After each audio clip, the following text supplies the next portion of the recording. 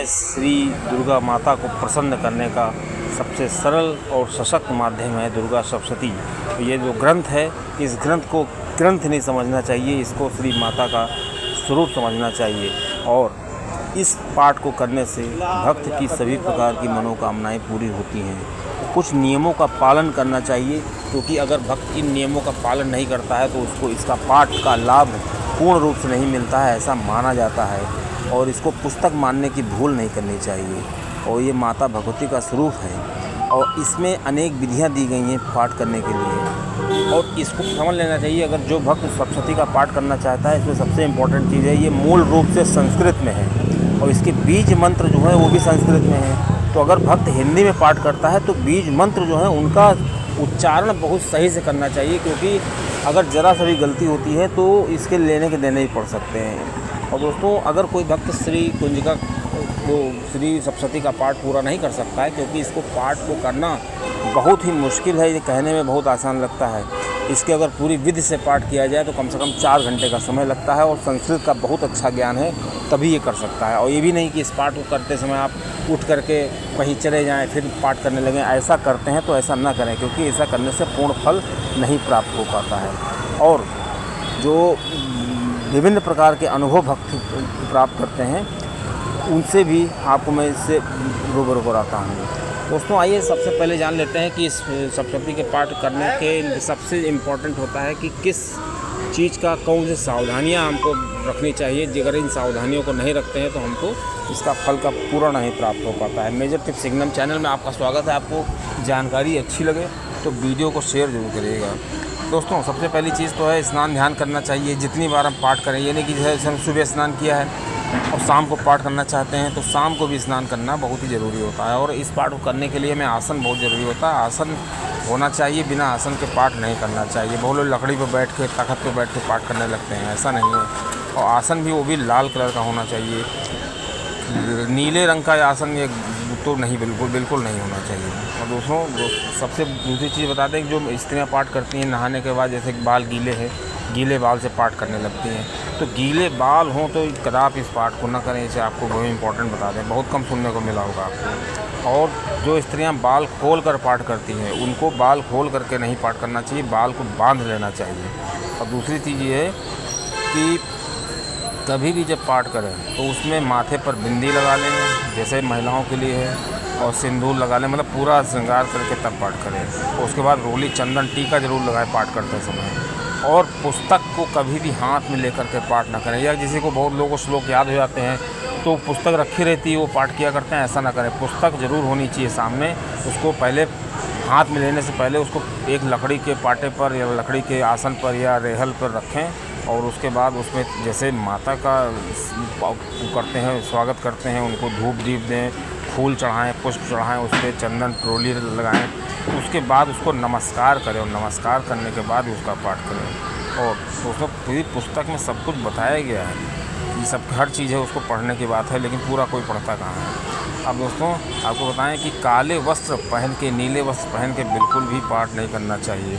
और दूसरी चीज़ है कि जब भी पाठ कर रहे हैं तो बीच में उठना नहीं चाहिए। बहुत लोग क्या करते हैं, जैसे बीच में उठ के गए, नल बंद कर दिया, या कोई आया तो दरवाज़ा खोल दिया।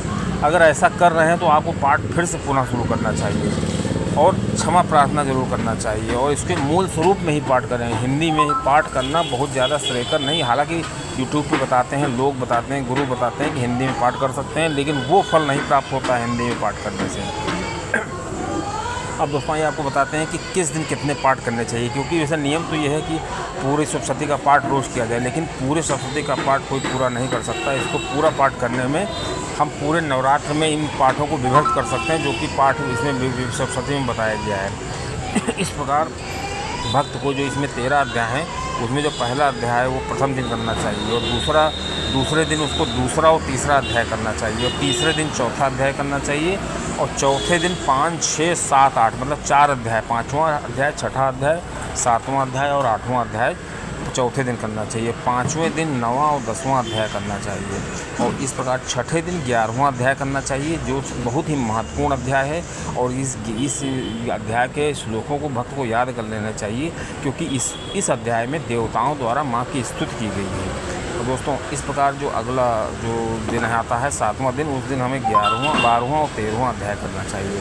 उसके बाद हवन और कन्या पूजन हो, ये सब तो करना ही है। अब दोस्तों आपको बता दें कि ये जो पाठ हम करेंगे, रोज़ पाठ करेंगे, मतलब एक दिन प्रथम करेंगे, दूसरे दिन दूसरा, तीसरा करेंगे, तो इन पाठों को करने से पहले कुछ नियम बताए गए, बहुत ही इम्पोर्टेंट है, उसको समझ लीजिए। हमें मतलब रोज़ करना है क्या, शापोद्धार पाठ मंत्र रोज़ करना है और इसको कीलित करना है, क्योंकि जो सप्तशती है वो कीलित है। तो सप्तशती करने से पहले, पाठ करने से पहले संकल्प लें, हाथ में अच्छा तो जल लेकर के माँ से, संस्कृत में न कर पाए तो हिंदी में कर सकते हैं कि मैं फलाना निवासी यहाँ का हूँ, मैं संकल्प लेता हूँ कि मैं इतने दिन पाठ करूँगा। उसके बाद पुष्प जो जल है उसको वहाँ पे डाल दें। उसके बाद मंत्र को, जो सप्तशती है चूँकि ये कीलित है, तो उसको शापोद्धार मंत्र करना चाहिए। उसके बाद कीलक मंत्र करना चाहिए, मतलब 7 बार शापोद्धार मंत्र करना चाहिए, 7 बार कीलक मंत्र करना चाहिए। और ये दोनों चीज़ें जो हैं, दोनों मंत्र पाठ के पहले और पाठ के बाद दोनों तरफ करना चाहिए। उसके बाद मृत संजीवनी मंत्र है 11 बार करना चाहिए, ये भी पुस्तक के शुरू में, गीता प्रेस की पुस्तक में पहले दिया गया है।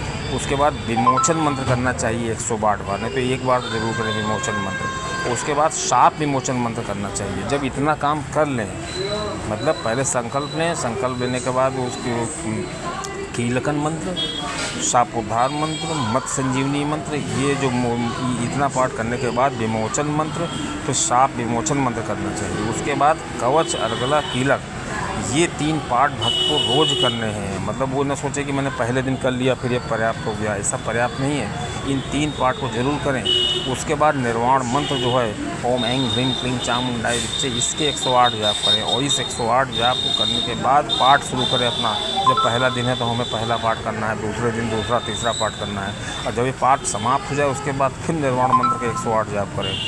उसके बाद आपका ये पाठ पूरा होगा। जब इस प्रकार जो पूरे नवरात्र में आप 7, 14 या 16 बार आप निर्वाण मंत्र 108 जाप कर लेंगे। उसके बाद न्यास करें, फिर पाठ जो आपका पूरा होता है, फिर क्षमा प्रार्थना करें। इतना करने के बाद ही पाठ पूरा नहीं होता। उसके बाद आपको सप्तशती में पीछे बताए गए जो सप्तशती में कि श्री कुंजिका स्त्रोत का पाठ करें। और श्री कुंजिका स्त्रोत ये मूल स्वरूप में करें, क्योंकि ये संस्कृत में दिया गया है। इसमें जो बीज मंत्र से ये भरा हुआ है, क्योंकि जो बीज मंत्रों का पहले श्लोक इनका उच्चारण सीख लें तभी इसका जाप करें। और जब ये सिद्ध कुंजिका स्त्रोत का पाठ हो जाए, ये डेली करना है। और जो भक्त को हम बता दें, जो भक्त पूरी सप्तशती का पाठ नहीं कर सकते हैं, वो सिर्फ सिद्ध कुंजिका स्त्रोत का पाठ कर सकते हैं, क्योंकि सिद्ध कुंजिका में लिखा हुआ है साफ साफ कि जो भक्त इसका पाठ नहीं कर सकते हैं, सप्तशती का पाठ, उनको केवल सप्तशती सिद्ध कुंजिका स्त्रोत का पाठ करना चाहिए, क्योंकि इससे वो सभी फल प्राप्त होते हैं जो दुर्गा सप्तशती को करने पे प्राप्त होते हैं। क्योंकि ऐसा श्री शिव जी ने खुद पार्वती जी से बताया है। ये बहुत ही गुप्त है और इसमें बहुत ही ब्रह्मांड की ऊर्जा समाई हुई है। पूरे ब्रह्मांड की ऊर्जा, सारे ब्रह्मांड के मंत्र 24 मंत्रों से बना हुआ है। 24 बीज मंत्र हैं। और बीज मंत्र को करने से आपको बता दें कि कोई भक्त सोचे कि हम इसको 2 साल से कर रहे हैं, कोई लाभ नहीं प्राप्त हो रहा है, तो ये समझ लीजिए बीज मंत्र जो होते हैं उनको करने से क्या होता है, जैसे हम पेड़ लगाते हैं उस तरह से होते हैं वो। जब वो पेड़ तैयार होता है तब फल देता है। मतलब इन मंत्रों को पहले परिपक्व होने दें, और जब ये मंत्र परिपक्व हो जाते हैं उसके बाद भक्त के जीवन भर काम आते हैं। और भक्त के अंदर अपने आप से कुछ शक्तियाँ आ जाती हैं, जैसे वाक शक्ति है, और जैसे किसी को देख करके वो बता देगा कि उसके साथ क्या होने वाला है। और जैसे कोई व्यक्ति बीमार है, अगर उसके संपर्क में आया तो केवल मंत्र को मंत्रित करके उस पर छिड़क दे तो उसका बुखार सही हो जाएगा। तो इस तरह की शक्तियाँ आ जाती हैं।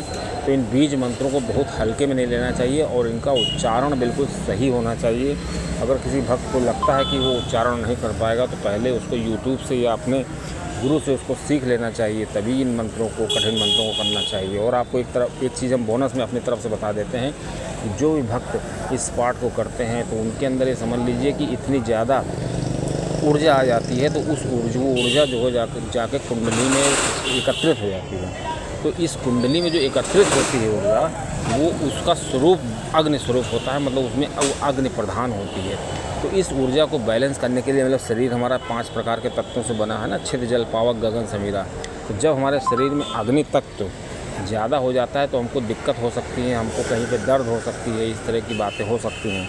तो इसलिए हमको क्या करना चाहिए, इसको बैलेंस करने के लिए अपने ईष्ट के द्वारा बताए गए मंत्र, जैसे श्री शिव जी का पंचाक्षरी मंत्र है, या हनुमान जी का मंत्र है, या श्री गणेश जी का मंत्र है, इस मंत्रों को हमको जाप कर लेना चाहिए ज़्यादा से ज़्यादा। क्योंकि इन मंत्रों को करने से क्या होता है कि हमारे अंदर जल तत्व जो होता है वो प्रधान हो जाएगा। इस प्रकार जो जल तत्व अग्नि तत्व का बैलेंस बन जाएगा और हमारी कुंडली जागरण हो जाएगी। और कुंडली, इससे क्या होता है कि ये जिन मंत्रों को करने से, बीज मंत्रों को करने से सीधे कुंडली पे असर पड़ता है, मनुष्य का आज्ञा चक्र खुलने लगता है। इस प्रकार जब आज्ञा चक्र खुलता है तो उसका कनेक्शन सीधे ब्रह्मांड की शक्तियों से हो जाता है। और ब्रह्मांड में कोई मामूली शक्तियाँ नहीं होती हैं, ये सब दैवी शक्तियाँ होती हैं। मतलब उसका देवी की शक्तियों से कनेक्शन हो जाता है, मतलब वो उसकी ऊर्जा और देवी की ऊर्जा एकदम जब इक्विवेलेंट हो जाती है, तभी भक्त को माँ के दर्शन होने लगते हैं और उसके अंदर दिव्य दृष्टि प्राप्त हो जाती है। आपने देखा होगा महाभारत में दिव्य दृष्टि दी गई थी संजय को। तो दिव्य दृष्टि का मतलब है कि जो वो तरंगें होती हैं, ब्रह्मांड की तरंगों के समांतर तरंगें का वो अनुभव कर सकता है। आपने सुना होगा, साइंस भी मानता है कि कुछ ऐसी वेव्स होती हैं जिनको हमारे कान नहीं सुन सकते हैं।